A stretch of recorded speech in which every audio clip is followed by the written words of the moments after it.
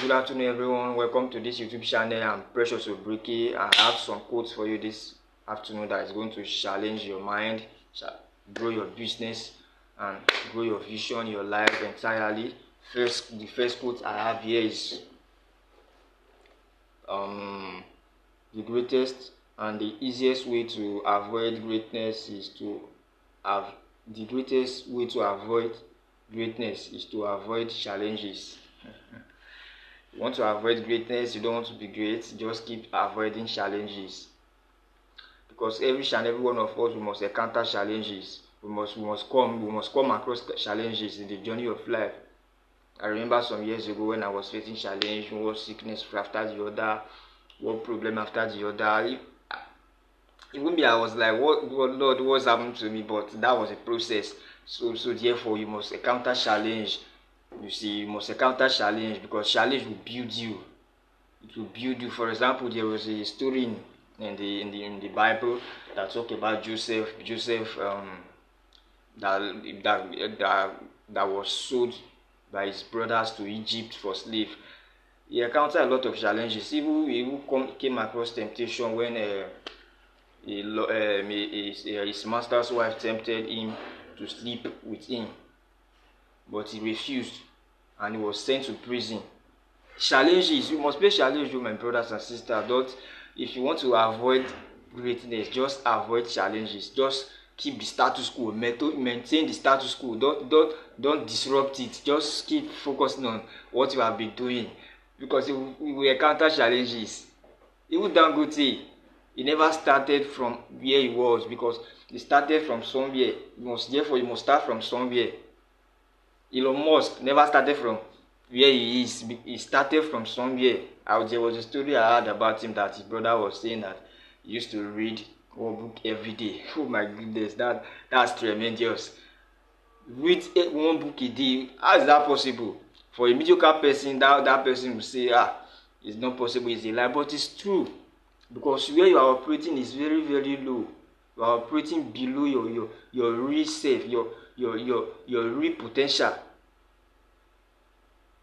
Just keep avoiding challenges. Avoid them if you don't want to be great. Of course, there's nothing bad, but if you want to be great, if you want to become someone in life, there has to be challenges. It's inevitable. You can never avoid it. They must come. They must come your way. But the glory, you can never comprehend it. The glory is beyond measure. It will be beyond you after you have overcome the challenge. But you must be strong. There was a verses in the Bible that said, "Be strong." He said, "Joshua, be courageous." You must be strong, because there are times maybe you will be hungry. There is no food. There is no strength. It's inevitable. That's life. But you must conquer. You must conquer. Don't look someone who is looking down on you. Focus on where you are going. You see? Thank you very much. The next quote I have here is, any successful person you know is a byproduct of countless failure. With the previous one, they almost look the same. He said they encounter failure. Success, of course, is failure plus failure plus failure plus failure plus failure is equals to success, because you cannot succeed without failure. The guy that invented this light bulb, Thomas Edison, he failed thousands of times, but he succeeded. Why? Because he never stopped.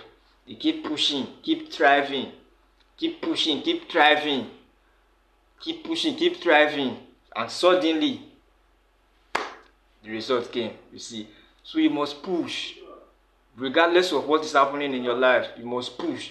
Regardless of what people are saying about you, you must push. Regardless of what your family is telling you that you will not amount to anything, you must push. Regardless of your education, you must push.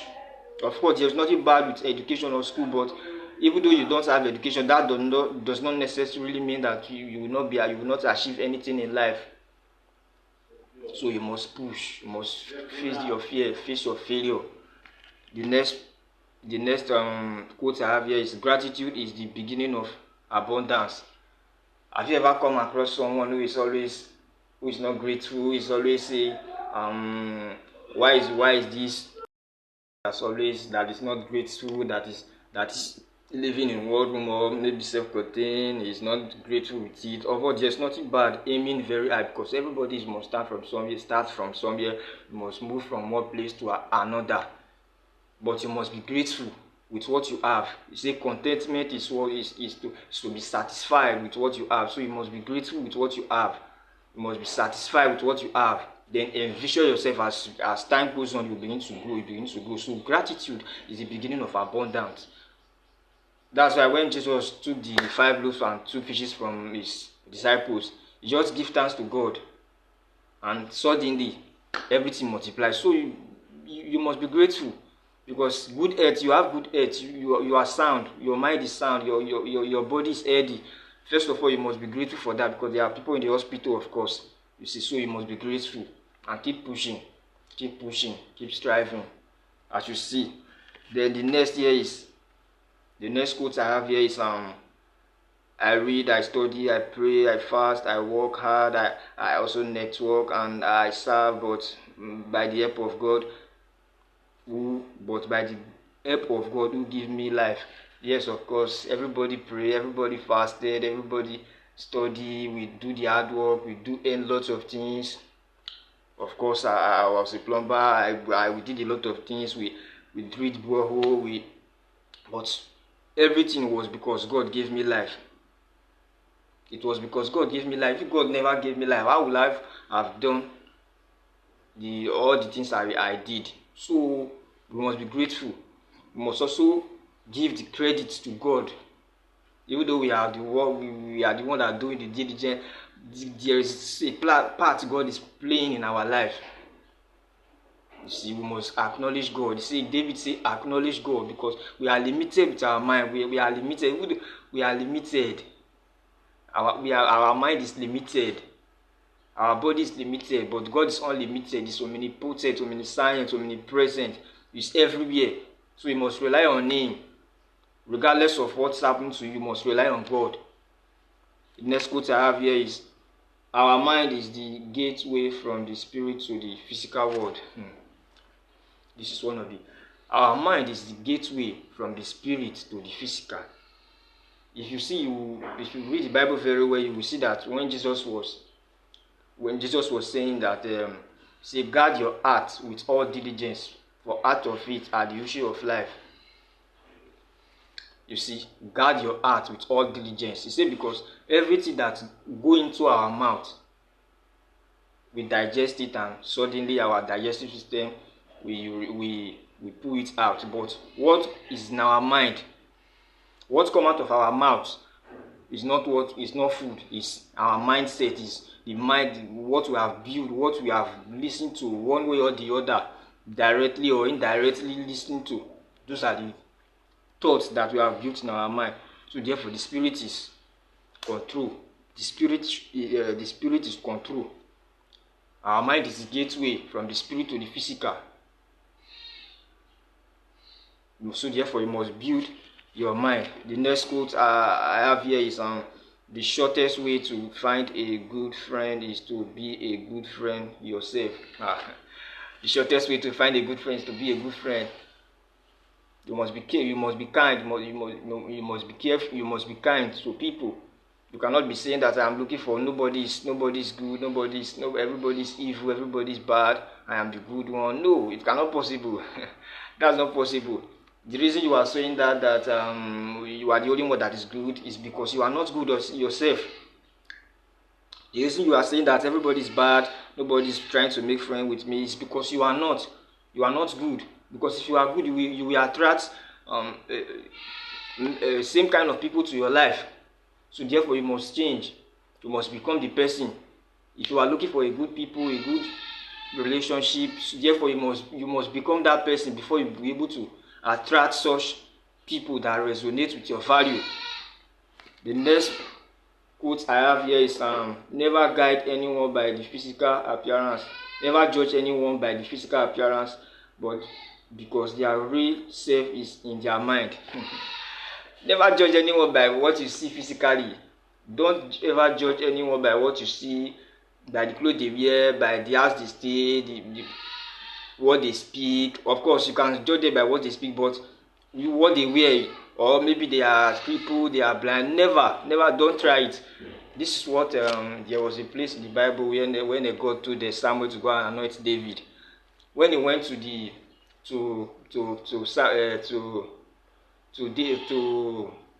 Jesse as David's father, he the first son of Jesse now came out. He wanted to anoint him. God now told him that no, this is not the one. Why did he want to anoint him in the first place? It's because he saw his stature. He said, this is the anointed one that God has chosen. But unfortunately, that was not the real person. The real person was in the bush, which was David. So don't judge anybody by what you see. Judge them by who they are inwardly. You see, judge them by who they are. You see, even when the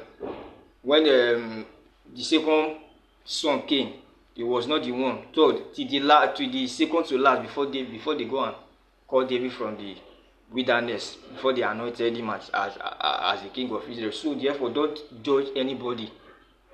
This such scenario also happened when David was about to defeat Goliath. His brother was shouting at him that go back, you are too small, you are this, you are that. But David said no. He said want to fight, because he said he that is in me is greater than he that is in the world. He said he is more than Goliath. The one that is in him, the spirit in him. He said the spirit in you is greater than who is the spirit in him. He believed in himself, even though he physically was short, he was teenager, he was young, but he never relied on his age. He relied on God. So therefore, never judge.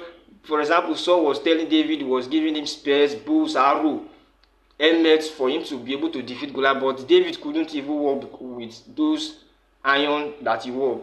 He now have to pull it out before he be able to fight Goliath and defeat him with one stone, because God was with him. So don't judge anybody by their physical appearance. Judge them by their mind, by what they speak, by who they really are. The next quote I have here is the quickest and easiest way to change people is to change yourself, and they will emulate you.